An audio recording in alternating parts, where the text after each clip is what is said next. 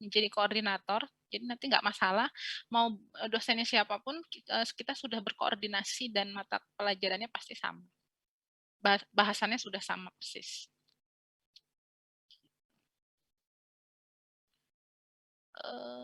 Sebentar ya, RPS-nya.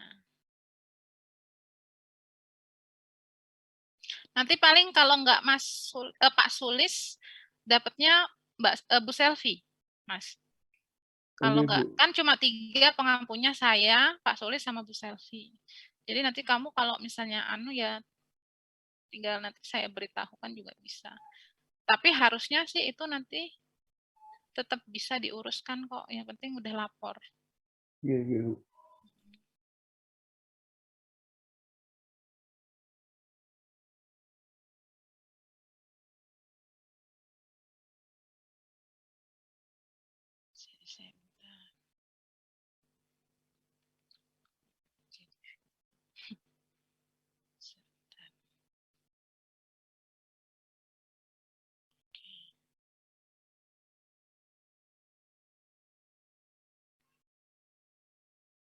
Nah, kalau sudah bisa masuk ke e-learning, nanti Anda bisa download ya RPS-nya yang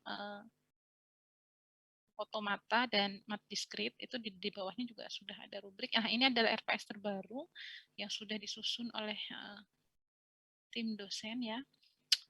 Kemudian ini saya tunjukkan juga sedikit mungkin pembahasan apa aja sih materinya gitu ya. Ini masih terkait dengan hitung-hitungan karena ini kan semester 4 ya, kalau Anda itu mungkin sebagian sudah ada yang masuk implementasi, sebagian materinya juga masih yang dasar atau teori pendukung. Nah, salah satunya ini teori pendukungnya adalah mata kuliah ini ya, Automata dan Matematika Diskrit.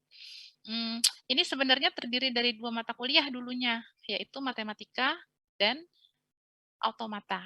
Gitu. Kemudian di sini yang bagian Matematika Diskrit itu ada dari nomor 1 sampai nomor 5 ya, sampai nomor 5. Ini sebenarnya Matematika Diskrit itu banyak, tapi keiris sama logika informatika yang kemarin, yang semester berapa, 2 atau 1 ya, itu saya berikan. Nah, di situ jadi ada irisan yang cukup besar antara mata kuliah logika informatika dan matematika diskrit, sehingga terbagi 2, bagi sebagian di sana, sebagian di sini gitu.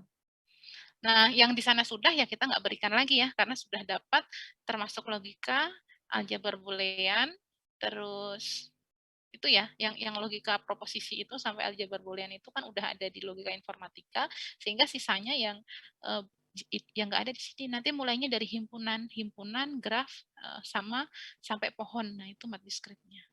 Nah, ini nanti sampai sini Anda UTS. Ini kelihatannya cuma 5 ya, tapi di dalamnya nanti lumayan cukup banyak. Nanti sampai sini UTS, nanti kita lihat ya sama tim, nanti kita lihat waktunya. Kalau memang bisa diteruskan, berarti nanti konsep sampai mungkin FSA-nya bisa masuk di setengah semester sebelumnya, atau nanti harus setelah UTS nanti kita lihat. Pokoknya mat discrete-nya itu sampai 3 di sini. Nah, untuk mat discrete-nya sendiri, bukunya nanti pakai yang Rinaldi Munir. Nah, saya punya downloadannya. Kalau Anda mau, saya masukkan. Mau nggak?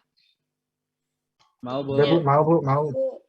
Ya, jadi mungkin ya kebetulan saya dapat tuh downloadan bukunya buat kalian yang males beli atau mencari nggak ketemu, ya saya kasih aja, nggak apa-apa ya. Yang penting kita bisa gunakan, ilmunya juga bisa kita sama-sama. Gitu. Saya masukkan di chat ya. Nah, sedang berproses itu bukunya Mati Script nanti yang kita pakai dari awal sampai sekitar tengah semester itu nanti pakainya buku Rinaldi Munir. Nah, bukunya itu kayak gini nih, saya kelihatan. Nah, seperti ini. Ini kalau Anda mau beli lebih bagus lagi ya buat perpustakaan gitu. Ya kita tuh baca buku tuh beda ya rasanya kalau kita baca langsung dengan kita lihat di laptop tuh nggak sama. Nah, ini bukunya yang nanti dipakai ya. Kemudian ini punyanya Renaldi Munir. Di dalamnya nanti isi daftar isinya seperti ini.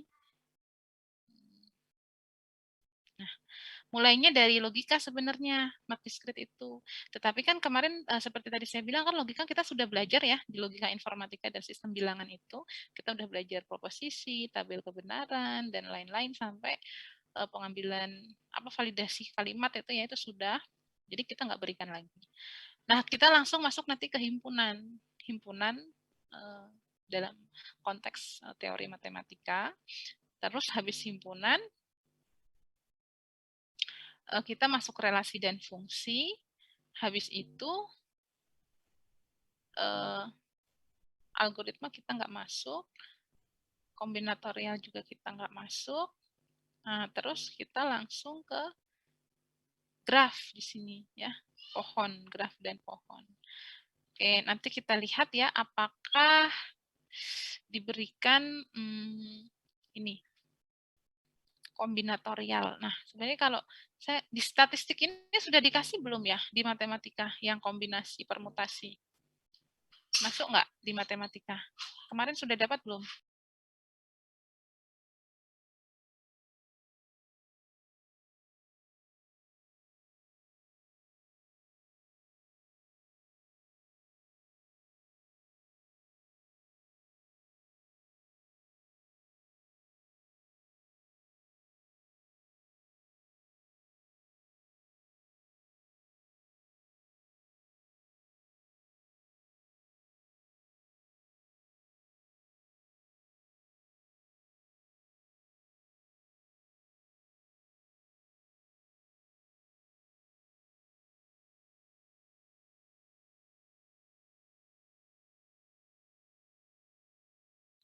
Gimana?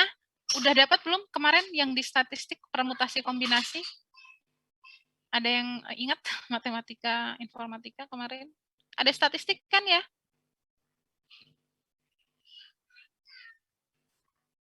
Halo, halo? Lupa, Bu.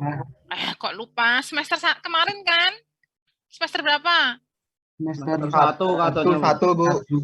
Ada statistik kan di dalam itu, di dalam. Ya, Bu. Statistiknya sampai nggak? Harusnya sih sampai permutasi dan kombinasi. Nah, ini sebenarnya sudah ada di statistika. Jadi mungkin dulu pandangan kita bahwa statistika udah masuk yang kombinatori peluang itu, peluang-peluang itu kan masuk di teori peluang statistika. Jadi kalau nggak salah matematika itu Anda kan ketemunya ada di aljabar, terus kalkulus 1, kalkulus 2 toh. Terus statistika, riset operasi. Ada 5 mata kuliah di situ. Dulunya 5 jadi 1. Makanya banyak banget akhirnya. Tapi peluang dan peluang terus distribusi peluang itu kan seharusnya diberikan. Jadi ini kemarin kita nggak masukkan gitu karena sudah ada di statistik. Nah, yang nanti kita fokuskan yang di MATDiskrit itu ya ini aja himpunan ya di bab 2, terus relasi dan fungsi di bab 3, matriks nggak masuk karena juga sudah ada kan di aljabar ya di matematika. Ada toh matriks sudah ya pasti sudah kalau sudah, Bu. Jadi masuknya nanti langsung relasi dan fungsi. Terus ini bilangan juga sebagian sudah masuk di sistem bilangan. Nah, ini tadi kombinasi permutasi. Nah, aljabar boolean kan di logika informatika tuh kemarin saya yang ngajar juga nih. Aljabar boolean toh. Penyederhanaan boolean, metode peta kernel ya.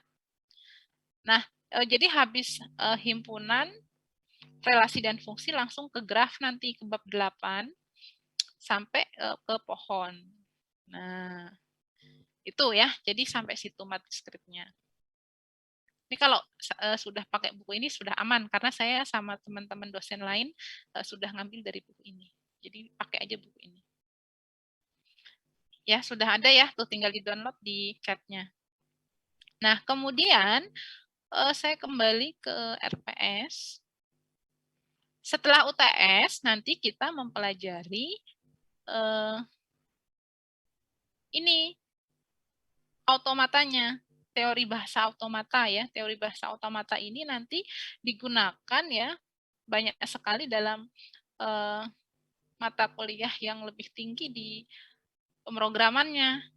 Dia kan nanti banyak input outputnya ya, jaringan. Jadi dia nanti bentuknya kayak tree juga, kayak jaringan. Makanya sebenarnya diberikan dulu mat diskrit karena memang dasarnya nanti dibutuhkan tree-nya itu dan grafnya. Nah, sedangkan untuk automata sendiri, ini nanti mulai dari yang nomor 7 ini, kita belajar ini sampai mesin Turing. Nah, ini bukunya pakai punyanya Virar, Uddiaratatmo. Yang ini ya bukunya. Nah, saya kebetulan kalau buku yang Virar ini punyanya yang hard copy. Karena yang kalau Anda coba bisa cari downloadnya, boleh silahkan. Karena saya sudah coba cari, tapi nggak ada gitu loh. Nggak bisa di-download semua, mungkin dia berbayar ya, karena memang nggak mau digratiskan, ya bisa saja. Terus karena saya nggak punya, saya kasih tahu deh bukunya.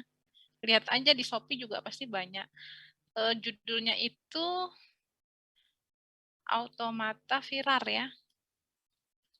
Punyanya Pak Virar.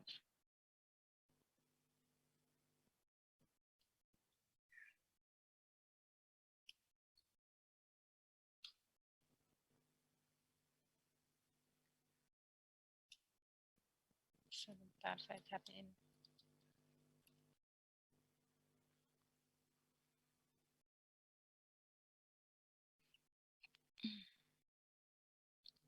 Ini kalau beli nggak sampai 100.000 kok, murah. Kayaknya dulu saya dapat 60 atau berapa gitu. Ini mungkin coba dicari-cari karena harga buku tuh kadang kalau kita pakai online shop bisa beda-beda gitu ya. Nah, ini yang kayak gini gambarnya nanti. Browsing aja di internet atau di Shopee pasti banyak sekali. Nah, ini buku yang kita pakai nanti. Punyanya Pak Virar Uddiaratatmo. Ini harganya kayaknya nggak segini deh. Coba kalian cari yang lain ya, yang dari toko lain. Itu nggak sampai 100.000 kok. Atau kalian cari yang di Jogja aja, tokonya. Toko buku yang di Jogja kan, jadi ongkirnya kan lebih murah.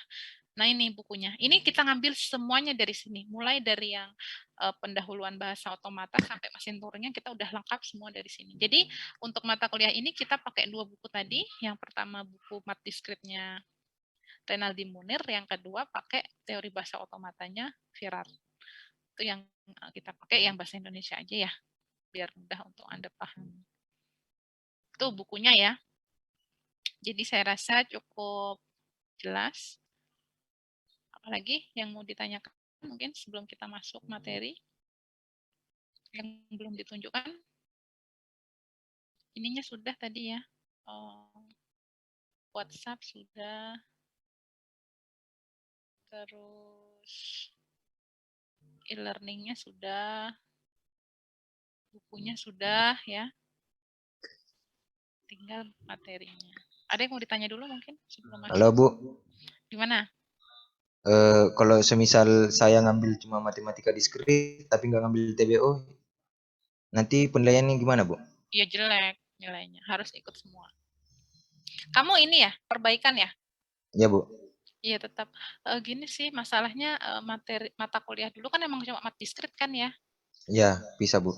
Terpisah kan ya? Cuman masalahnya kan udah nggak ditawarkan tuh ke angkatan. Makanya saya bilang tadi dia sekarang dicampur karena gara-gara yang MPKM itu yang ke angkatan 20 ke atas kan harus 20 ke sini kan harus ngambil di semester 6 7 itu kan magang, sehingga gabung Mas ya, mau nggak mau harus ikut lagi biar ingat lah Mas. TBO-nya udah lulus. Belum juga Bu. Lah berarti gimana? Ambil mat diskrit sama TBO-nya di satu mata kuliah dong. Atau gimana? Belum diambil. Belum diambil Bu. Oh gitu ya. Harusnya nih kasus yang kayak gini perlu bisa ditanyakan juga ya. Nanti saya tanyaan coba. Kan Ya, dulu 2 mata kuliah ya. Cuman masalahnya kan perhitungan SKS-nya jadi yang aneh. Karena kan dulu ngambil 2, sekarang kok jadi 1. Ya nggak apa-apa Mas, diikutin saja. Siapa tahu nilainya jadi lebih baik. Ya. Bu. Oh iya Bu. Bu. Gimana? Kalau saya kan ngambil matematika sistem informasi Bu. Ini gimana Bu? Iya, matematika informasi saya juga ngajar. Nggak apa-apa, ikutin aja. Karena iya, matematikanya nggak ada di semester ini kan? Iya bener Bu. Harusnya kan semester kemarin, kenapa nggak ambil semester kemarin? Belum Bu yang kemarin Bu, terus saya ngajuin ada yang sekarang itu, saya ngambil aja. Mungkin karena Tapi nggak apa-apa kan Bu? nggak apa-apa. Oh, Gini, yaudah. kalau untuk nilainya nggak masalah, nilai nggak masalah. Yang masalah itu materinya. Nanti kalau kalau dari informatika sendiri kan tetap nyambung karena ada TBO juga di informatika, diskrit juga di informatika. Nah, kalau yang SI, TBO kan nggak ada di SI. Otomata itu SI nggak ada kurikulumnya. Kuliah otomata, cuman adanya matematika, aljabar, kalkulus kan gitu, sistem informasinya. Jadi nanti kamu dapat ilmu baru malah. Iya Bu. Nggak apa-apa, diikutin aja. Bu, Gimana? kalau misalnya saya ngambil diskrit D, berarti ngelis KRS-nya TBOD juga, Bu? Gimana Mas? Maksudnya ngelis gimana? Soalnya di KHS saya matematika diskrit dan teori bahasa otomata itu masih terpisah, Bu. Nggak seperti sekarang. Lah sekarang yang kamu ambil apa? Ininya, kodenya, mat diskrit apa TBO? Diskrit doang, Bu. Ya berarti nanti TBO-nya harus ngambil lagi. Kalau TBO-nya mau diulang. Kalau TBO-nya enggak, ya nggak usah. Jadi ini cuma dijadikan konversi mat diskrit aja, Mas. Nanti nilainya mat diskrit. Kalau saya misalnya mau ngambil TBO-nya, Bu, berarti harus kelas D juga? Enggak. Gimana ya? Nggak bisa. Karena soalnya ini kan nanti double. Ke satu paket kan ini, Bu. Masalahnya gimana ya? Karena memang kalau dari materinya harusnya iya, betul. Satu paket. Tetapi masalahnya, nanti saya tanyain Bu Eni dulu gimana? Bu, Ya, soalnya saya kan nggak bisa jawab karena yang punya ini kan Bu Eni kan kaprodinya. Boleh nggak kayak gitu? Kalau dari sisi materinya betul, memang betul dari mat diskrit dan TBO gabung di sini. Tapi kan SKS-nya nggak bisa kayak gitu nanti. Kalau kamu di sistemnya itu loh, di sistemnya kan dia harus dia ngulang yang mana? Kalau ngulangnya dua sama kan nggak bisa. Harus yang satu yang lain. Atau kuliah lain. Nah itu, Mbak nanti saya tanyain Bu Eni ya. Nanti jawabannya. Ya, sementara ikut dulu aja. Ketemu ya, lagi. Saya pakai yang Ya. TBO itu yang Senin kemarin Bu sama Ibu juga. Oh gitu. Ya. Yang matematika itu yang hari ini. Sama Ibu juga. Loh, kodenya? Oh, ya. Oke. Berarti bisa Mas yang pertama tadi. Halo Mas yang sebelumnya. Mas siapa yang sebelumnya tadi? Ini Mas siapa Mas barusan? Wahyu Putra, Bu. Mas Wahyu. Yang sebelumnya tadi yang nanya Mas siapa? Saya Muhammad Samsul Rizal, Bu. Mas Samsul Rizal. Bisa Mas ngambil dua-duanya. Tapi beda kelas. Berarti ya Mas, gitu ya Mas Wahyu ya? Saya juga kurang ngerti sih, Bu. Tapi saya kan ngambilnya kodenya yang penting Mas, kodenya kalian. Kan kodenya kalian itu ada toh yang angkatan berapa? 17. Ada, Bu. Nah, ya udah ngikutin itu aja kodenya. Nanti mau dimasukin di kelas yang mat diskrit yang mana tuh urusan prodi. Intinya kalian kena double 2 kali aja kuliahnya berarti. Karena emang gabung di situ. Jadi satu mata kuliah yang untuk konversi mat diskrit, satu mata kuliah yang untuk TBO. Oh, iya, Bu. Nah, nanti implementasinya nih lucu juga. Karena sama saya juga, dua-duanya sama, materinya sama, tugasnya jadi sama, double. Malah kali, tapi saya gini, tetap harus diikutin dua-duanya. Itu Anda berarti mendapatkan keuntungan.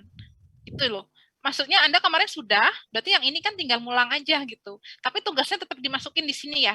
Karena masalahnya ada sistem dan ada nama Anda di situ. Kalau nanti Anda terdeteksi nggak ngupload tugas, berarti saya anggap Anda nggak ngumpulin tugas yang di sini. Tetapi untungnya ini jadi sama persis gitu Mas, tugasnya TBO sama mat diskrit. Kalau UTS UAS-nya nanti nggak pasti bareng. Nah itu masalah, jadi satu masalah. Nanti gimana? Nanti saya harus tanya sama Bu Eni. Ya, Bu. Ya kan? Pasti bareng kan? Masa mau nanti ngerjainnya gimana? Berarti itu nanti saya harus menilainya satu kali aja untuk nilai dua mata kuliah yang sama. Anda 2 mata kuliah Anda yang berbeda nilainya jadi 1 nanti. Kalau satunya 70, yang satunya juga jadi 70 gitu. Karena kan bareng TS UAS-nya kan. Mata kuliahnya juga bareng, gimana mau dipisah kan nggak bisa. Iya, Bu. Nggak apa-apa gitu. Berarti Mas, siapa tadi yang part sebelumnya? Saya, Bu. Rizal, Itu Bu. itu kamu sudah ikut dua-duanya apa belum? Sudah, Bu. Yang satunya kelas apa? Yang satunya nggak ngambil, Bu. Nggak cukup SKS. Oh gitu. Iya, Bu. Kalau Anda mau ngambil malah untung sih kalau seperti ini. Karena jadinya double dan yang satu tinggal ngulang aja, nggak usah belajar tambahan lain gitu loh, karena sama mata kuliah. Kalau dari pas ini pembelajarannya saya monggo, saya nggak mau menyusahkan Anda karena ini cuma ngulang ya. Yang penting Anda ngumpul tugas, ikut kuis saya, ikut UTS, ikut UAS. Karena kalian sudah dapat di yang 2 kali gini, yang kalian udah dapat di kelas yang satunya, ya monggo silahkan diatur saja. Yang penting apa yang saya tugaskan itu semua masuk di sistem, karena itu acuan yang untuk menilai gitu. Iya, Bu. Gitu, ada lagi? Terima kasih, Bu. Oke. Kita mulai ya. Yang pertama berarti ini pendahuluan saja. Mungkin kalau Masnya yang tadi sudah ikut kelas sebelumnya ya udah hafal jadinya materinya ya, malah jadi dalam gitu ya. Kita mulai dari himpunan ya. Tadi saya bilang karena Matisket mulainya kita dari himpunan. Nah, himpunan ini sebenarnya dasar dari teori matematika atau teori dari segala teori yang ada, karena matematika itu sebenarnya dasar teori untuk semua bidang studi yang terkait dengan ya teknik ya, sains dan teknik, termasuk komputasi kan, ini kan bagian dari sains. Nah, kalau kita nggak bicara matematika juga nggak bisa gitu, karena dasar ilmunya kan dari situ. Kita nggak mungkin bisa mengkomputerisasi sesuatu kan kalau nggak ada simbol, kalau nggak ada angka itu kan simbol. Ya, angka itu simbol yang menunjukkan sesuatu. Nah, sama dengan himpunan. Himpunan itu juga nanti berbentuk simbol. Kenapa ada himpunan? Karena dia sebenarnya simbol dari kelompok, sesuatu kelompok gitu. Nah, kelompok ini bisa saja apapun. Misalnya kelompok benda-benda, misalnya kelompok orang, misalnya kelompok tempat ya, yang kalau kita tuliskan dengan kalimat-kalimat kan jadi panjang sekali gitu ya. Dan kalau kita mau komputerisasi, kalau kita mau kaitkan, kita kan nggak bisa mengkomputerisasi kalimat-kalimat itu dan benda-benda real itu, makanya ada simbol ini. Nah, yang kelompok-kelompok tadi itu kita bisa simbolkan dengan istilah himpunan. Kalau bahasa umumnya gitu, kalau nggak mau matematik banget, ya himpunan itu sebenarnya simbol dari kelompok gitu. Nah, himpunan ini yang menemukan itu seorang matematikawan dari Jerman ya, George Cantor. Nah, dia memang menemukan ide itu ya dari situ. Adanya himpunan ya karenanya dia melihat sekeliling sekitarnya ada kelompok-kelompok ini, dan dia juga berpikir matematis nanti ini bisa loh untuk diarahkan ke misalnya ke penemuan apa gitu. Sehingga ini dasar muasalnya dari pemikiran yang ada dalam masalah kehidupan sehari-hari. Nah itu ya, sebenarnya kalau secara realnya saya bercerita supaya kalian nggak terlalu berpikir ke matematika banget, abstrak banget gitu. Sebenarnya nggak ada matematika yang abstrak, karena matematika itu sebenarnya mulainya dari permasalahan yang ada dalam sekitar kita, gitu. Termasuk ya himpunan ini.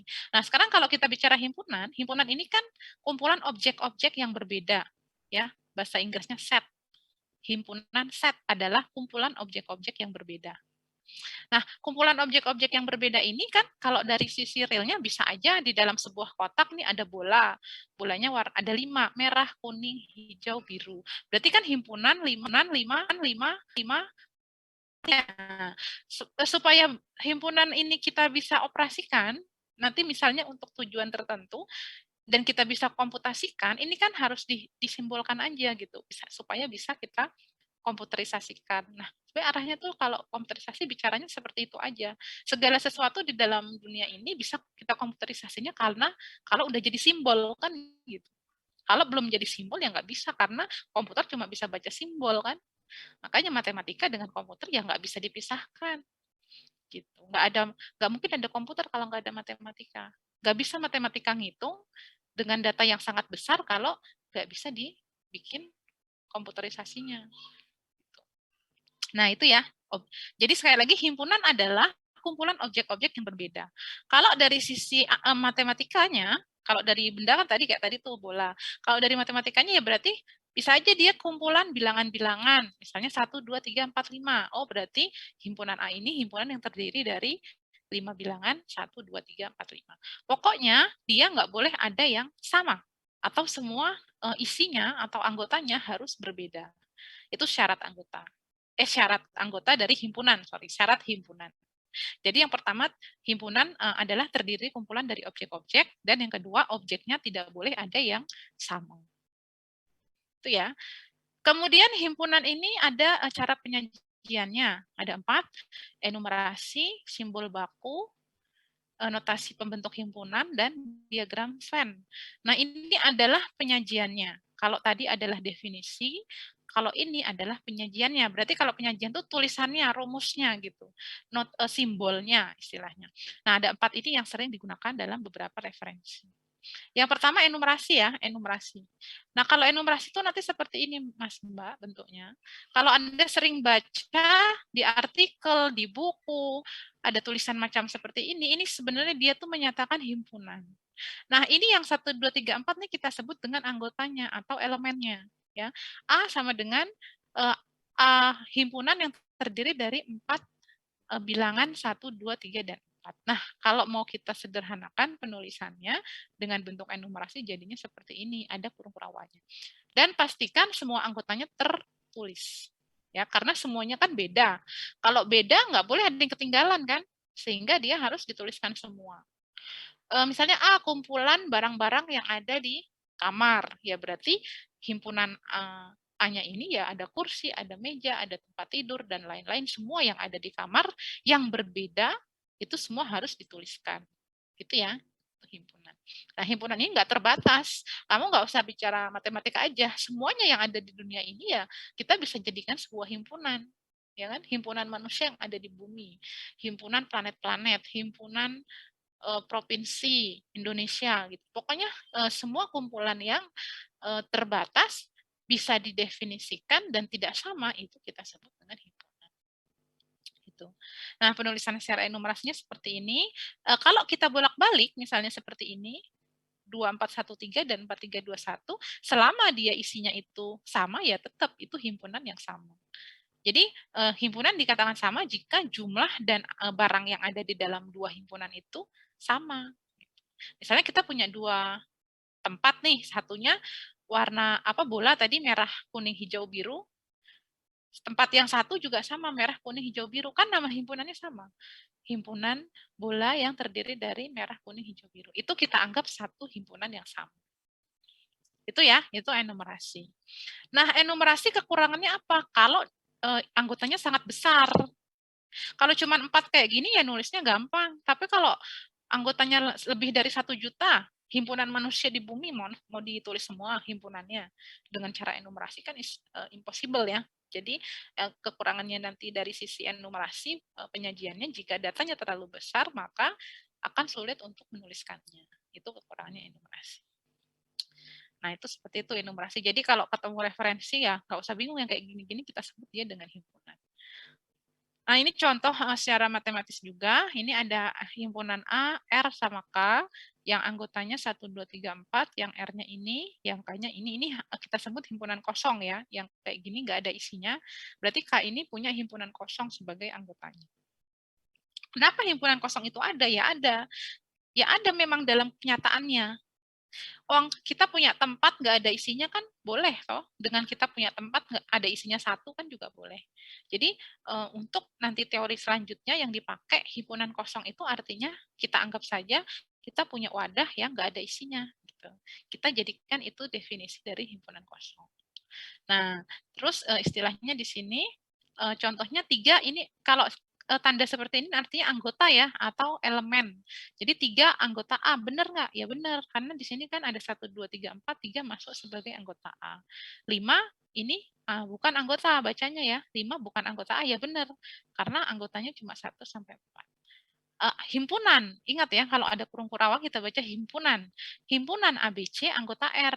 Di sini kita lihat, di sini memang ada himpunan ABC anggota R. Ada himpunan di dalam himpunan, boleh ya. namanya subset nanti. Terus himpunan A anggota R. Oh, ternyata nggak ada di sini himpunan A. Adanya cuma A sendiri. A-nya single, tidak di dalam himpunan. Berarti ini bukan anggota R. Tapi kalau A-nya sendiri, ia adalah anggota R. Nah, terus yang terakhir himpunan kosong, ini anggota K, benar ya, karena di sini memang anggotanya hanya himpunan kosong. Nah, itu contoh untuk analisa saja. Itu yang pertama, simbol enumerasi yang seperti ini. Penyajian yang lain itu bisa pakai simbol baku. Simbol baku ini sebenarnya simbol yang sudah dipatenkan ya, sama si penemunya gitu. Simbol-simbol ini digunakan untuk mempermudah dalam penulisan jika himpunannya terlalu besar. Misalnya himpunan bilangan bulat, himpunan bilangan genap, himpunan bilangan ganjil. Kan nggak terbatas tuh bilangan itu. Bilangan bulat apa? 1, 2, 3, 4, 5, sampai 1 miliar juga himpunan bilangan ya, sampai 100 miliar, sampai bermiliar-miliar. Kita nggak pernah punya batasan, sehingga kalau kita mau tulisin gimana? Himpunannya itu berapa? Kan nggak tahu ya. Sehingga mudahnya dikasih simbol aja gitu. Himpunan bilangan bulat nanti simbolnya P besar. Untuk N, himpunan bilangan asli, himpunan bilangan bulat itu Z. Bulat berarti positif negatif ya, itu Z.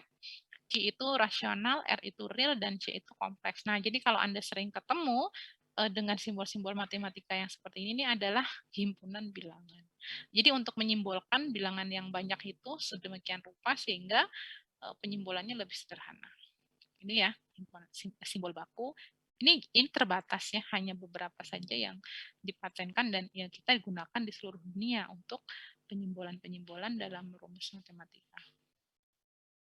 Kemudian himpunan semesta ini juga masuk ke simbol baku ya, di dalam MatDiskret nanti sering ketemu. Atau Anda ingat mungkin himpunan semesta di apa? Diagram Venn itu ya. Kan ada tulisan tuh S, nah itu menyatakan himpunan semesta, atau universe kalau bahasa Inggrisnya. Ini bisa disimbolkan U atau S. Jadi kalau nanti U atau S, ini sudah pasti dia himpunan semestanya. Sedangkan selain U sama S, berarti dia adalah himpunan yang biasa ya, bukan semesta atau universe. Itu mungkin nanti sering digunakan di diskret.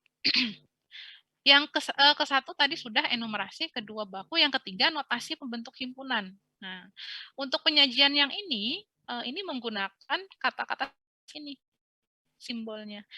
Ada kurung awal, terus ada X, nah ada garis lurus, ini dibacanya sedemikian hingga. X sedemikian hingga, bla bla bla, yang harus dipenuhi oleh X. Ini adalah penyimbolan bentuk notasi. Nah, kalau ada koma nanti dibacanya dan. Contoh langsung aja biar nggak bingung. Nah, seperti ini. Misalnya, kita mau menyimbolkan A adalah himpunan bilangan bulat positif yang kecil dari 5. Berarti bisa kita tulis dengan cara enumerasi kan? Mudah banget ya. Himpunan bilangan bulat positif yang lebih kecil dari 5. Berarti terdiri dari angka berapa? Bilangan bulat positif kecil dari 5. Mulainya dari angka berapa sampai berapa? Coba. Berapa? 1, 2, 3, 4.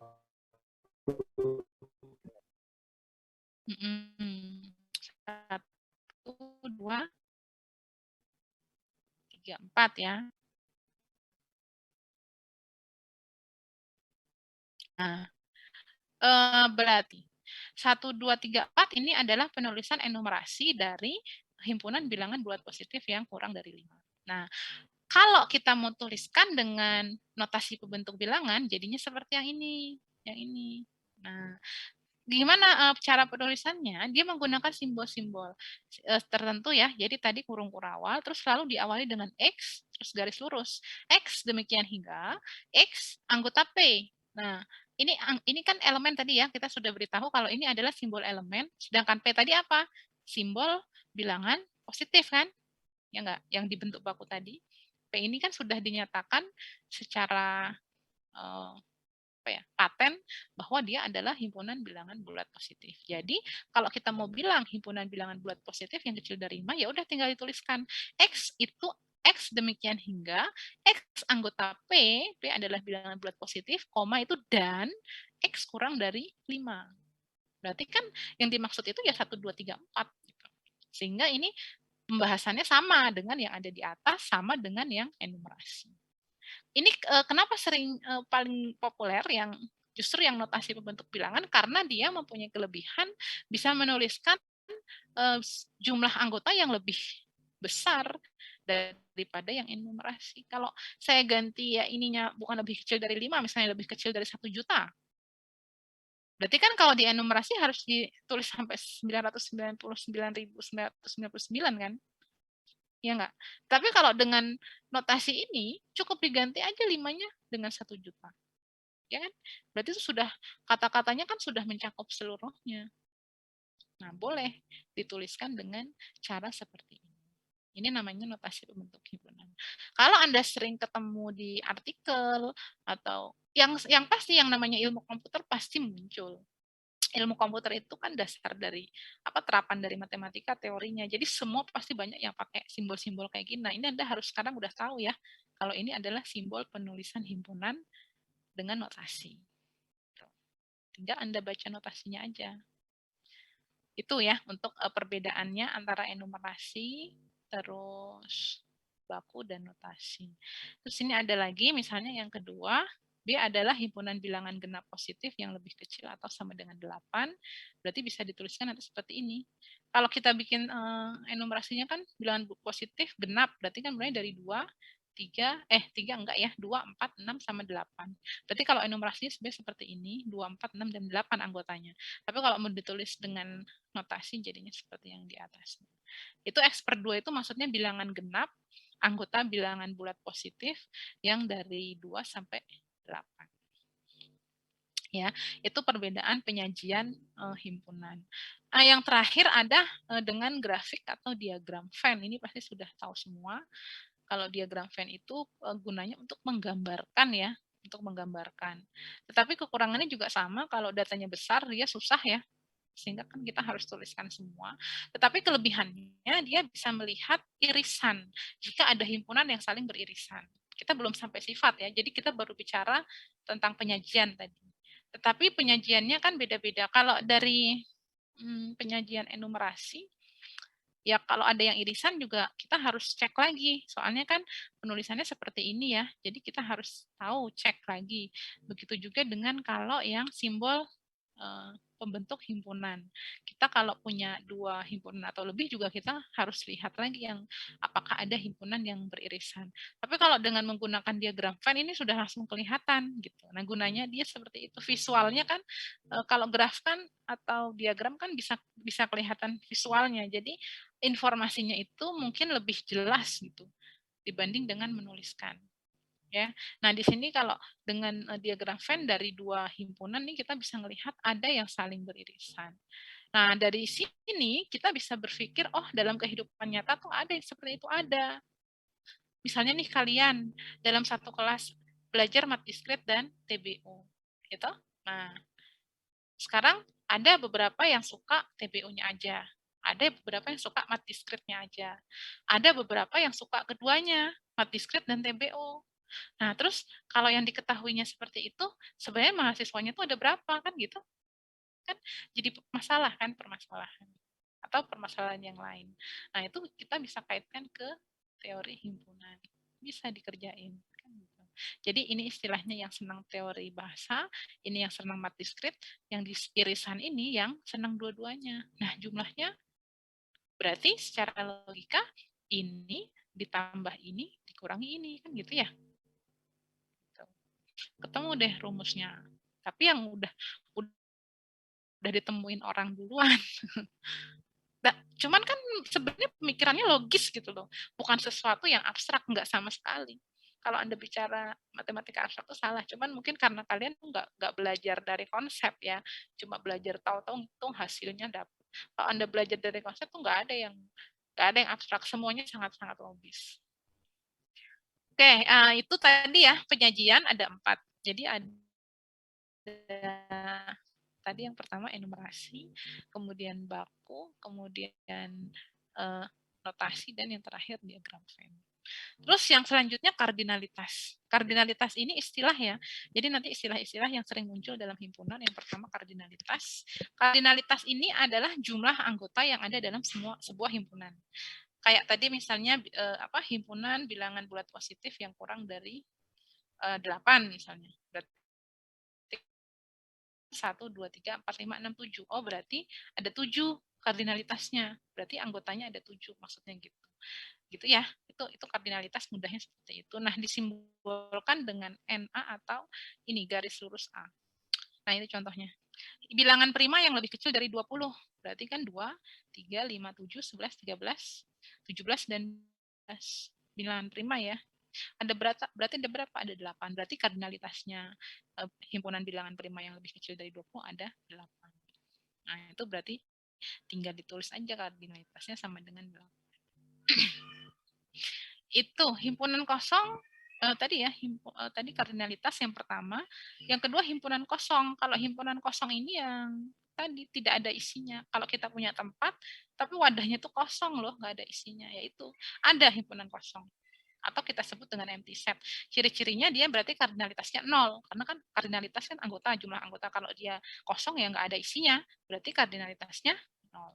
Ya. Notasinya apa? Notasinya seperti ini nanti. 0 di garis miring atau kurung kurawal nggak ada isinya. Itu himpunan kosong. Himpunan kosong ini juga digunakan ya untuk teori selanjutnya. Karena kalau kita bicara juga dalam kehidupan nyata, nanti pasti akan ada manfaatnya. Pasti bisa. Contohnya, orang Indonesia yang pernah ke bulan. Himpunan orang Indonesia yang pernah ke bulan. Ini kan. Apakah ada orang Indonesia yang pernah ke bulan? Nggak ada kan? Ya berarti kan jawabannya kardinalitasnya 0 karena himpunannya nggak punya anggota. Nah, berarti dia masuk ke himpunan, P-nya ini adalah himpunan kosong. Secara realnya begitulah kira-kira. Terus himpunan bagian, ini subset ya istilahnya. Berarti kalau ini mungkin sudah biasa, sudah tahu, tapi yang sering ingat kalau himpunan bagian itu himpunan yang semuanya ada di dalam himpunan yang lebih besar, bukan hanya sebagian. Kalau sebagian berarti dia cuma sebagian aja, bukan himpunan bagian ya, karena ada yang nggak masuk. Tapi kalau himpunan bagian itu harus seperti ini. Ada himpunan A yang lebih kecil dan semuanya si A-nya itu berada di dalam himpunan yang lebih besar. Semuanya ada di dalam B. Nah, ini baru kita sebut dengan subset. Ya, simbolnya seperti ini. Tuh subset, sehingga muncullah teori subset yang lain dengan adanya teori tadi, akhirnya muncul kalau A adalah himpunan bagian dari A itu sendiri. Jadi misalnya 1, 2, 3 himpunannya, ya 1, 2, 3 itu ya subsetnya dia sendiri. Himpunan kosong jadi subsetnya dia juga. Ya toh? Karena himpunan kosong itu yang himpunan yang nggak ada isinya itu juga himpunan bagian dari himpunan itu sendiri. Yang ketiga, kalau kita punya A anggota subset B dan B subset C, pasti A subset C. Ini secara logis juga bisa dilihat. Kalau kita punya A yang paling kecil himpunannya, anggota B yang lebih besar kedua, terus B itu juga anggota dari C, berarti kan A yang paling kecil di dalam B, dan B di dalam C, berarti A-nya kan pasti di dalam C. Ini kalau kita gambarkan jadi lingkaran lagi gitu ya. Nah, ini teori yang muncul dari dasar teori ini. Nah, ini teori-teori ini berkembang terus ya. Makanya kalau kita bicara dari sisi sains teori, kita nggak bisa lepaskan gitu. Karena apa? Teknologi yang berkembang, komputasi yang berkembang, itu ngikutin dengan sains yang berkembang. Semakin ada ilmu baru, semakin ada teori baru, maka pasti ikutin teknologinya ini. Nggak bisa dilepasin. Nggak bisa orang komputer nggak mau tahu dengan matematika, nggak bisa. Terus dia mau mengembangkan apa? Kalau dia nggak mau tahu dengan matematika, algoritmanya, dia mau tahu dari mana? Mau pakai doang. Ya berarti nanti dia cuma jadi apa ya namanya? Pemodifikasi aja gitu. Bukan penemu, bukan pengembang, bukan menemukan sesuatu yang lebih daripada itu. Tapi kalau dia menguasai konsepnya, dia bisa mengembangkan metodenya, algoritmanya, ya pasti dia nanti akan menjadi ya penemu ya. Jadi menemukan sesuatu yang lebih daripada yang sudah ada. Kalau dia cuma mengambil ya dia hanya bisa yang seperti itu aja, nggak bisa berkembang terus. Makanya penting ya untuk Anda tahu selain Anda membuat aplikasi, apa yang apa sih coding, apa sih yang ada di dalam codingnya itu? Itu kan algoritma di situ. Algoritma itu dari mana? Dari rumus-rumus ini, dari sesuatu yang disimbolkan ini. Itu kan harus dipelajari kan. Kalau Anda mau bicara ilmu komputer yang betul-betul pengen jadi seorang ahlinya gitu loh. Ya, memang harusnya kan begitu. Nah, terus setelah himpunan bagian, ada himpunan yang sama. Kalau himpunan bagian tadi bagiannya, kalau himpunan yang sama ya ini kembar himpunannya gitu. Karena A sama dengan B. Ciri-cirinya ya apa? Ya jumlahnya sama, jenisnya sama di dalam situ. Kalau misalnya kita punya A3585 dan B538 ini sama. Kenapa sama? Karena isinya 538, ini juga 538. Walaupun ini kembar, tadi kan kalau himpunan dia nggak boleh kembar ya, harus beda, maka tetap dianggap A ini isinya 358. Jadi A dan B ini sama. Sedangkan yang bawahnya A dan B ini beda, karena yang satu terdiri dari 358, yang satu terdiri dari 3 sama 8 aja. Sehingga ini berbeda. Bisa ya dipahami, yang himpunan yang sama adalah himpunan yang anggotanya sama jumlah dan jenisnya. Sedangkan kalau yang ekuivalen itu jika kardinalitasnya aja yang sama, bukan jenisnya. Kalau kardinalitasnya sama, walaupun jenisnya berbeda, dia tetap ekuivalen. Contohnya ini A1357, B, A, B, C, D. Ini kan sama-sama 4 nih kardinalitasnya ya. Walaupun dia angka, dia huruf, nggak masalah. Dia disebut ekuivalen, tapi dia tidak sama. Itu himpunan yang sama dan ekuivalen. Terus himpunan yang saling lepas ya nggak ada hubungannya. 1A, 1B, udah nggak ada terkaitan, nggak ada irisan, udah saling lepas. Nah, biasanya contohnya ya ini P kurang dari X kurang dari 8, berarti 1 sampai 7 ya. B-nya 10 sampai ke atas. Jadi ini yang satu hubungannya puluhan, yang satu satuan kurang dari 8 tidak saling beririsan. Ya, anggap saja saling lepas itu lawannya saling beririsan. Ya, simbolnya ini A garis miring 2 kali B. Kemudian himpunan kuasa. Nah, himpunan kuasa ini adalah himpunan semua subset-subset yang ada pada himpunan tersebut. Jadi himpunan ini kan pasti dia punya subset. Contohnya ini, A1,2. Berarti subsetnya dia, tadi kan ada teori tuh kalau himpunan kosong dan himpunan 1,2 pasti himpunan kosong dan himpunan yang paling lengkap itu adalah subsetnya dia sendiri ya, tadi yang pas di bagian subset. Nah, berarti minimal setiap himpunan itu dia punya 2 anggota, himpunan kosong dan himpunan dirinya sendiri. Nah, untuk yang kasus ini, A sama dengan 1,2 berarti himpunan subsetnya, himpunan kosong, berarti ini kan, himpunannya dia sendiri, berarti kan ini, dan himpunan bagian-bagiannya, 1 sama 2. Jadi, si A ini, himpunan 1,2 ini, dia punya 4 subset. Nah, himpunan kuasa ini adalah himpunan yang terdiri dari subset-subsetnya dia, semuanya. Jangan sampai ada yang kelewat. Itu adalah himpunan kuasa. Jadi ini kalau ditanya himpunan kuasa, seluruh himpunan yang mencakup seluruh subset-subsetnya. Nah, kemudian ada lagi contoh lain ya, misalnya ini. B1245, terus disuruh menghitung, suruh menentukan himpunan kuasanya, ya udah berarti mulai dari 0 ini himpunan kosong ya, ini saya nggak bisa ngetiknya, himpunan kosong ini harusnya dicoret 0, terus himpunannya dia sendiri 1, 2, 4, 5, terus himpunan-himpunan bagiannya ada 1, ada 2, ada 4, ada 5, itu kan himpunan bagiannya, 1,2 juga himpunan bagiannya, 1,4, 1,5 dan seterusnya sampai 1, 2, 4, 5. Itu adalah himpunan bagiannya. Jadi ini ada 16 himpunan bagian dari si 1, 2, 4, 5. Itu adalah kita sebut dengan power set atau himpunan kuasanya.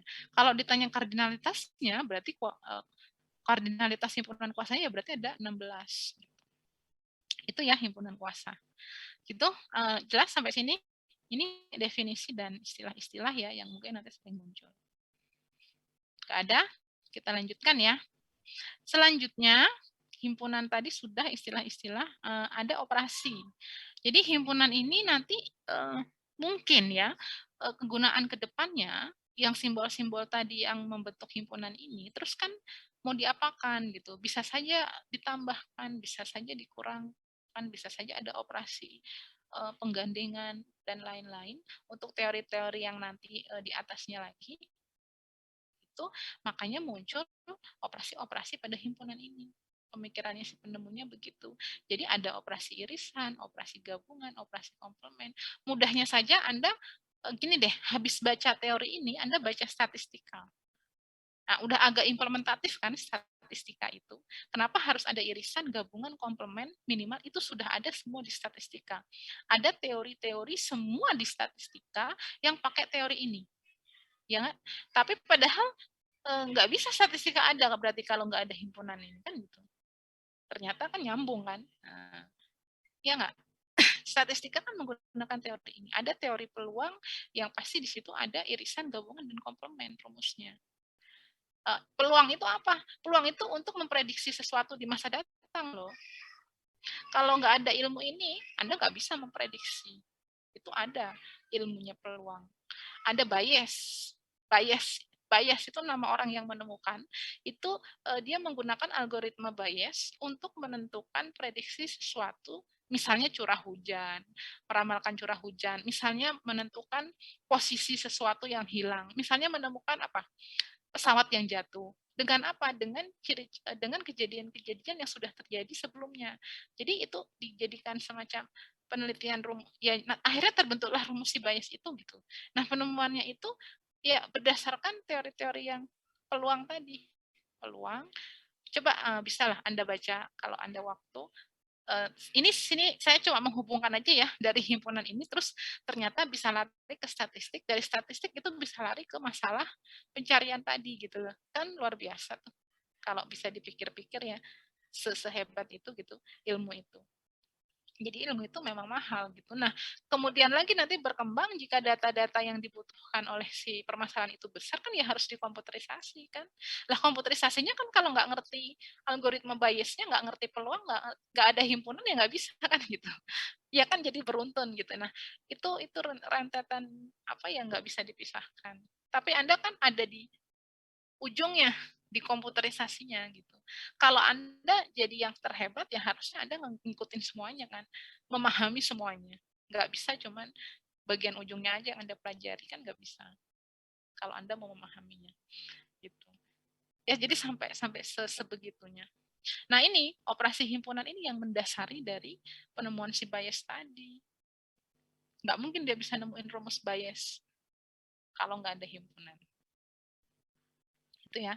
Nah, irisan sekarang yang pertama ini kan dasarnya banget waktu SD SMP mungkin ya nggak pernah dijelaskan sampai situ, tapi selalu ada manfaat dalam ilmu itu, nggak mungkin nggak ada. Irisan itu seperti ini ya, samalah konsepnya. Ada sesuatu yang sama di dalam dua himpunan. Intinya untuk apa? Kalau kita punya himpunan yang berbeda, untuk menemukan ada nggak sih yang sama di situ. Kalau kita bicara tadi dalam kehidupan atau kita dalam perkuliahan ini dalam satu kelas nih kalian, ada yang senang mat diskrit, ada yang senang apa namanya TBO, ada juga yang senang dua-duanya, gitu. Ada lagi misalnya dalam suatu tempat pariwisata, ada yang suka ke candi, ada yang suka ke misalnya mana laut, ada yang suka ke gunung, ada yang suka tiganya. Bagaimana menentukan seluruh orang, berapa jumlah orang yang ikut ke sana kan gitu. Nah, itu kan dijadikan sebuah perhitungan-perhitungan yang akan memunculkan informasi-informasi kan gitu.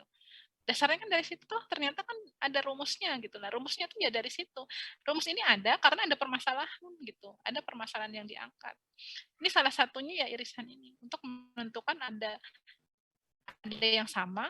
Oh, ada ternyata dengan gambar ini. Cuman ya simbolan aja. Dia simbolin aja jadi simbol kayak gini. Maksudnya ya ada yang irisan itu ada yang sama tadi dalam dua himpunan apapun itu. Ini untuk memudahkan ya, memudahkan menuliskan. Nah, kalau dari matematikanya ya kan masih contohnya aja mudahnya kan begitu.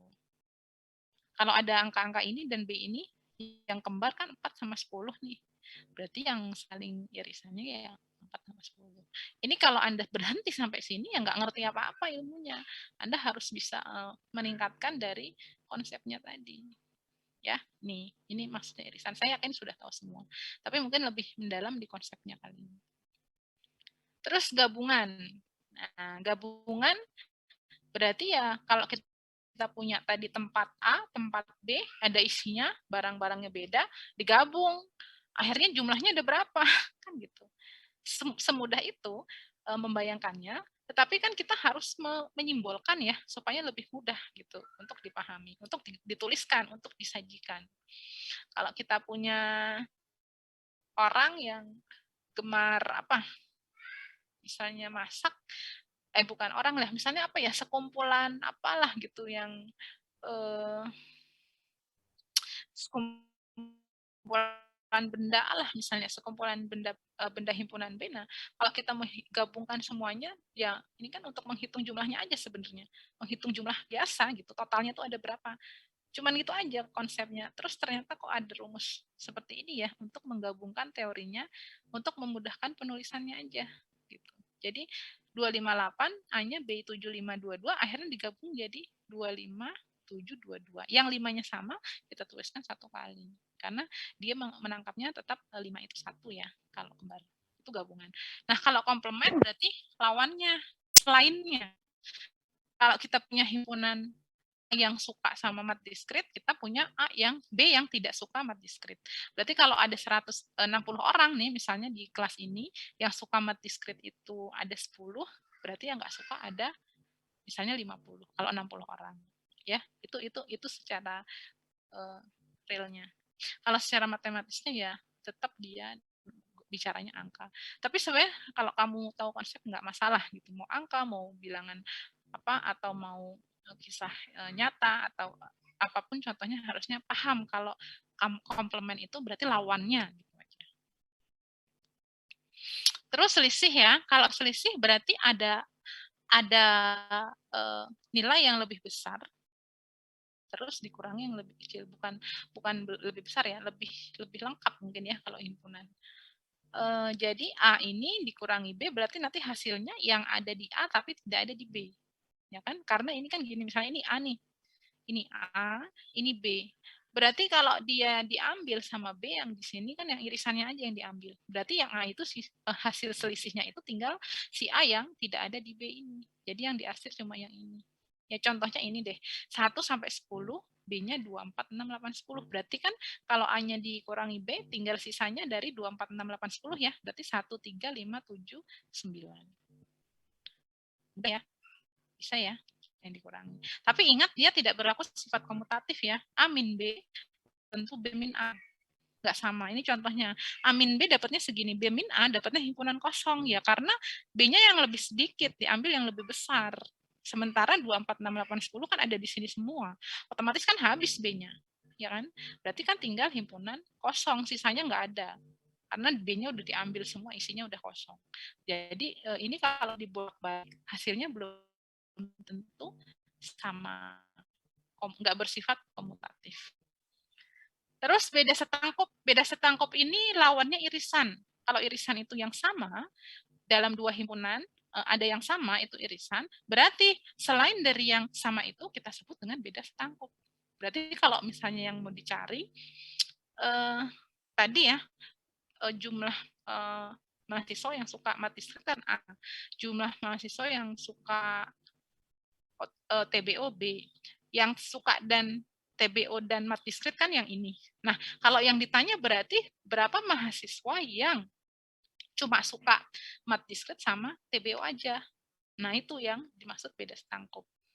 Bisa ya dipahami. Nah, kalau dari sisi matematis 246 misalnya A-nya B-nya 235 kan irisannya berarti kan 2. Ya, berarti beda setangkup itu selainnya 2. Berarti 46, 3 sama 5. Kalau dari sisi realnya tadi ya itu yang ditanya sekarang bukan yang irisannya tetapi cuman mahasiswa yang cuma suka mat diskrit ditambah dengan mahasiswa yang suka otomata atau TB. Itu beda setangkup. Terus selanjutnya ada proses perkalian Cartesian product. Nah, kalau Cartesian product ini dia sebenarnya operasi himpunan ya, tapi ternyata operasi himpunan itu bisa untuk ini merasikan setiap anggota di satu himpunan A dengan himpunan B. Jadi kalau kita punya C misalnya di sini ya C 1, 2, 3 dan DA, B merelasikan semua anggota yang ada di C dengan yang ada di D. Jadi ada berapa? 1 dengan A, 1 dengan B, 2 dengan A, 2 dengan B, 3 dengan A, 3 dengan B. Ada 6 berarti ya. Berarti nanti totalnya itu bisa jumlah kardinalitas C-nya dikali dengan kardinalitas D. Ternyata ada 6 hasil perkalian Kartesian. Ini A, C, dan himpunan D. Nah, relasi ini nanti bermainnya di mana? Di relasi dan fungsi. Nanti larinya ke relasi dan fungsi. Relasi dan fungsi nanti larinya ke, nah coba nanti di pemrograman itu banyak sekali dipakai masalah relasi dan fungsi. Coba ya nanti Anda bayangkan kalau Anda sudah membuat aplikasi terus, oh ini kok kayak ternyata ada teori-teori relasi nih yang kepake.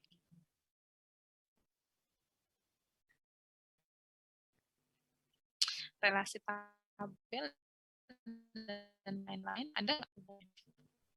Oke, yang tadi akhirnya muncullah teori-teori. Kalau nanti sudah diketahui A sama B-nya, kardinalitasnya, maka nanti hasil perkalian Kartesiannya tinggal dikalikan aja. Maka itu adalah jumlah relasi yang dihasilkan. Artinya kalau di sini kita punya 10, C-nya, D-nya 5, berarti nanti hasil Kartesiannya ada 50. Gitu. Berarti ada 50 relasi. Terus dia juga di sini perhatikan relasi A dan A, B nggak sama dengan B, A. Terus perkalian Kartesian tidak komutatif ya, sama dengan yang tadi, sama dengan apa namanya, beda setangkup ya, sama dengan selisih, sorry, itu dia juga tidak komutatif. Jadi kalau A cross B ini hasilnya belum tentu sama dengan B cross A. Terus kalau A dan B himpunan kosong, berarti hasil Kartesiannya ya kosong, karena tidak ada anggotanya, mau direlasikan apa, kan gitu. Himpunan kosong hasilnya. Terus yang terakhir nih, perempatan operasi himpunan. Ini cuma menyimbolkan secara lebih sederhana. Dulu Anda ingat sigma itu kan juga sama ya, penyimbolan yang lebih sederhana daripada kita harus menjumlahkan satu persatu, maka bisa digunakan simbol sigma itu yang dari 1 sampai N. Nah, ini juga sama, tapi ini khusus operasi himpunan. Jadi operasi himpunan yang ini adalah rumus atau simbol sederhananya daripada ini. Kalau A-nya diiriskan berkali-kali gitu, ada himpunan A1, irisan A2, diirisin lagi A3, dan seterusnya, boleh kita tuliskan jadi seperti ini. Kalau sampai 5 berarti AI, I-nya 1 sampai 5. Kalau 10 berarti AI, I-nya 1 sampai 10. Yang ini juga sama. Yang ini juga sama, ini yang untuk Kartesian. Kalau perkaliannya dia banyak, himpunannya bisa dituliskan seperti ini. Begitu juga yang beda setangkup juga seperti ini. Ya, ini cuma proses simbol penulisan yang lebih sederhana aja. Nanti kalau ini cuma informasi ya sebenarnya, untuk ketika Anda ketemu tulisan seperti ini, ya itu artinya sebagai operasi-operasi dari himpunan. Nah, sampailah di sini, ini adalah tugas pertama yang saya minta Anda nanti buat di hukum-hukum aljabar. Di sini nanti banyak ya, ini bisa Anda pelajari satu persatu untuk memperdalam tentang hukum aljabar himpunan, mulai dari hukum identitas sampai hukum 01 atau hukum komplement 2. Nah, ini kan masing-masing belum ada contohnya nih ya. Saya minta nanti setiap anak membuatkan satu contoh setiap setiap hukum ini. Misalnya nih hukum identitas nih, A gabungan himpunan kosong itu ya A. Coba Anda buktikan dengan memberikan satu contoh. A irisan union itu A. Coba Anda bikin di mungkin diagram Venn contohnya, benar nggak kalau apa namanya semesta atau universe irisannya dengan A itu dapatnya A. Ini jadi saya minta semuanya beda-beda ya, tiap anak nggak mungkin sama, atau kalau sama berarti udah kelihatan banget. Yang namanya bikin contoh kan nggak mungkin sama, pasti setiap anak kan beda. Angkanya saja bisa beda, masuk sama persis. Nah itu kelihatan. Saya menilai dari situ nanti. Kalau tugas nggak saya lihat detail, tapi saya sudah tahu kemiripannya. Itu biasanya jadikan acuan. Itu Anda sudah, ini saya rasa bisa untuk bekerja sendiri, bisa, sangat bisa. Jadi ini tugasnya nomor 1 sampai 11, dicarikan contoh masing-masing satu untuk setiap sifat atau hukum. Ditulis tangan boleh, diketik juga boleh, silahkan. Yang penting nggak sama dengan temannya. Terus yang terakhir, satu lagi. Nah, ini ada contoh real. Ini sebenarnya udah saya singgung-singgung tadi. Ini yang namanya akhirnya bisa juga seseorang itu membuatkan rumus ini, inklusi eksklusi, yang sangat begitu terkenal dan diakui ya di banyak bidang ilmu. akhirnya kan teori-teori yang berkembang itu dia berkembang di ilmu di mana-mana gitu. Di teknik mungkin dipakai, di statistika dipakai, di komputer dipakai, di ilmu manajemen juga bisa dipakai. Karena teorinya sangat general gitu dan mengimplementasikan di segala bidang. Ternyata hukum inklusif eksklusif seperti sederhana itu ya jadi juga gitu, jadi bisa untuk menyelesaikan kasus dalam kehidupannya. Ya contohnya tadi sudah dibahas ya yang mahasiswa tadi. Nah itu. Ini namanya hukum dapat 25 mahasiswa yang menyukai mat diskrit, 13 menyukai aljabar, ini kan B ya, dan 8 diantaranya suka matematika dan diskrit, berapa siswa dalam sekelas itu? Nah, itu bisa dihitung dengan algoritma tadi, dengan rumus ini, yang ini berdasarkan cuma dari ya pemikiran tadi, dari gambar tadi, dari semuanya kan berdasarkan penelitian dan ini ya, percobaan-percobaan dan lain-lain itu bisa dipatenkan. Ini namanya akhirnya terbentuklah ini prinsip inklusi eksklusi. Ini banyak dipakai di teori peluang statistika. Kalau Anda ingat ya di statistik. Nah, itu ya kira-kira dasar-dasar teori himpunan yang mungkin penting sih menurut saya, dan mungkin secara tidak langsung dan Anda tidak sadari itu ada di dalam sekitar kita gitu. Kira-kira ada yang mau ditanyakan sampai sini? Tadi tugasnya sudah ya di sini? Atau saya share aja dulu materinya ya? Nanti tinggal saya bikin tempat pengumpulannya di e-learning. Ini ya, sudah ada belum? Sudah muncul belum di situ?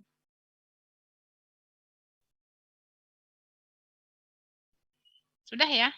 Oke, silahkan di-download. Tadi materi yang barusan saya masukkan di sini dulu sementara. Tugasnya sudah ada tadi di halaman berapa ya? Saya lupa, itu cari aja.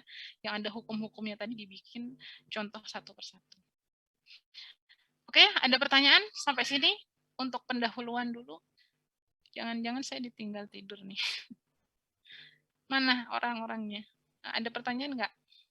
Izin bertanya Bu, untuk tugasnya nanti boleh tulis tangan kah? Boleh. Seperti biasa, ditulis tangan. Sebenarnya lebih bagus ditulis tangan karena hasil. Tapi nggak apa-apa sih. Yang penting Anda inilah apa diatur sendirilah. Boleh ditulis tangan, terus di foto atau di scan boleh. Sekarang kan scan pakai HP bisa kan?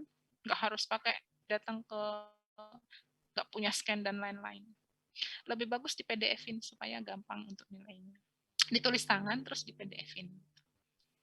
Ada lagi? Ya. Sambil saya bikinkan persensi. Kalau ada yang mau bertanya. Bu izin bertanya, Bu. Ya, silahkan. Batas pengumpulannya sampai kapan ya, Bu? Biasanya saya 1 hari sebelum perkuliahan selanjutnya.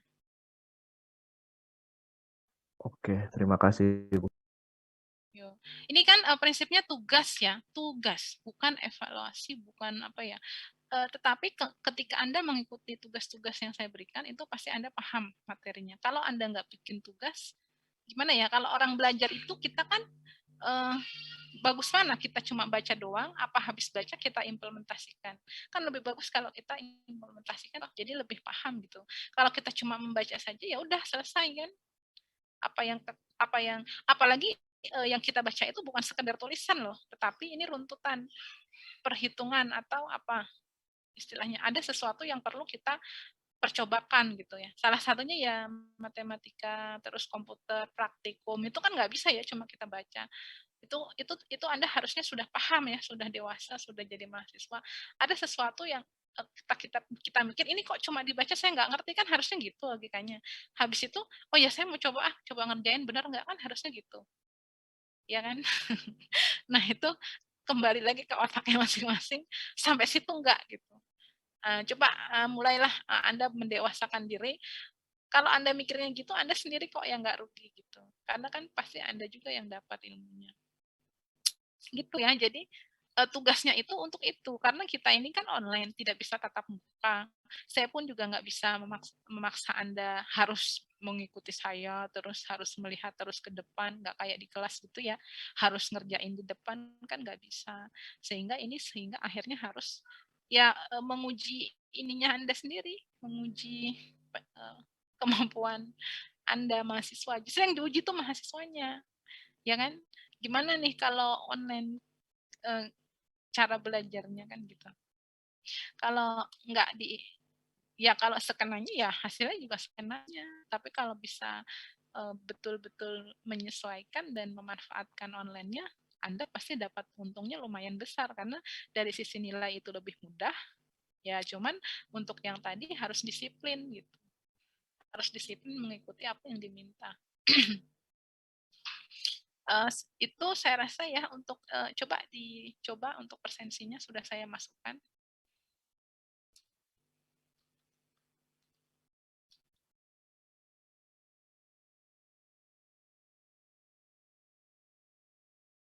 Sudah bisa belum? Bisa, Bu. Sudah, Bu. Sudah. Udah, Bu. Sampai jam 3:30 ya. Sampai 15.30 seperti waktu perkuliahan. Saya rasa mungkin itu dulu untuk hari ini. Ada yang mau ditanyakan nggak materinya? Itu dulu saja pengenalan. Biasakan belajar ya setelah perkuliahan apa yang perlu Anda pelajari. Ya sekiranya saja, sekiranya Anda sudah paham, oh ya sudah. Kalau belum paham ya berarti harusnya ada satu lagi hal yang harus diuji coba atau dipraktekkan gitu. Terutama kalau Anda coding itu yang betul-betul ujiannya kalian, karena Anda ini orang komputer, terus praktikumnya harus seperti ini ya, coba bagaimana gitu. Kira-kira ya, kalau bukannya kita sendiri yang harus lebih berusaha ekstra kan juga kita nggak dapat seperti yang biasa kita di kelas toh, nggak bisa dapat maksimal gitu. Terutama yang praktikum. Nah, yang praktikum itu hati-hati, karena nanti Anda itu endingnya ya diuji untuk ngoding, karena Anda ini orang informatika, nggak mungkin dong produknya bukan program. Anda ya ujung-ujungnya harus bisa ngoding, karena ya itu kemampuan kompetensinya dari kalian sebagai sarjana komputer kan gitu. Nggak mungkin orang komputer saya nggak bisa ngoding, itu kan sesuatu yang gimana gitu ya harusnya berpikir di situ. Ya mudah-mudahan saja sih segera bisa kembali ke kampus dan mungkin dimaksimalkan aja yang bisa dimaksimalkan. Ya mungkin dari sisi lain kita ambil aja keuntungannya gitu. Memang banyak kerugiannya, tapi kalau ada keuntungannya ya kita ambil aja keuntungannya dari sisi online kan. Tapi ya tetap semuanya dikerjain lah. Ya kalau yang kesulitan-kesulitan boleh ditanyakan. Untuk Mas Alim gimana Mas? Ada kesulitan nggak Mas Alim? Masih memantau? Bu, mungkin butuh ya Gimana? basicnya bukan anak informatika, jadi sedikit kesulitan bagi saya untuk mencerna materi kuliahnya gitu, Bu. Tapi sebenarnya itu kan sudah lengkap materinya saya, itu bisa dibaca juga. Mas Alim juga bisa mempelajari dari situ. Karena sudah, kalau saya itu juga, tadi PDF-nya di-download semua ya, PDF itu sebagai acuannya di situ kan sudah ada. Bu, sudah saya download. Ya, download kan nanti biar dipelajari. Nanti kalau misalnya ada sesuatu yang nggak paham bisa ditanyakan. Dia kalau untuk menulis dan membaca kan lancar kan ya? Kalau menulis dan membaca? Saya kurang paham, Bu. Kalau untuk menulis dan membaca Mas Alimnya? Kalau menulis dia kan lancar. Oh, Bu. Saya belum pernah ketemu Mas Alim ini. Oh, kamu ini yang kemarin ke ruangan saya bukan? Bukan, Bu. Oh, bukan. Kalau yang kemarin itu yang ini ya, membantu dalam ini. Beda lagi berarti. Kalau Mas Alim itu setahu saya dia mudah untuk menulis dan membaca kok. Dan dia cepat tangkap juga sebenarnya. Cepat. Kalau kita orang biasa gitu, dia termasuknya cerdas loh. Cerdas sekali dia itu. Ya, hanya keterbatasannya aja. Tetapi sebenarnya dia cerdas sekali dan nilainya pun juga luar biasa itu. Jadi mungkin dibantu ya Mas ya. Nanti kalau ada pertanyaan, silahkan dikomunikasikan aja. Di WA juga bisa. Baik, Bu. Oke, terima kasih Mas Fauzan. Ada lagi yang mau ditanyakan yang lain? Dari teman-teman? Tidak ada? Cukup? Ada, Bu. Cukup. Oke, kalau cukup, saya rasa hari ini dulu ya. Untuk pertemuan pertama, nanti kita minggu depan lanjut lagi. Silahkan dikerjakan tugasnya. Saya tutup. Terima kasih atas kehadirannya. Semoga sehat-sehat semua. Saya ucapkan terima kasih. Assalamualaikum warahmatullahi wabarakatuh. Waalaikumsalam Waalaikumsalam warahmatullahi wabarakatuh. Terima kasih, Bu. Terima kasih, Bu. Terima kasih, Bu. Banyak, Bu. Oh ya, yang praktik itu sudah di kampus atau belum ya? Kalau praktikum-praktikum? Belum, Bu, belum. Belum, Bu. Masih online, Bu. Masih online. Oh, masih online. Iya, masih Full online. Oke, ya sudah.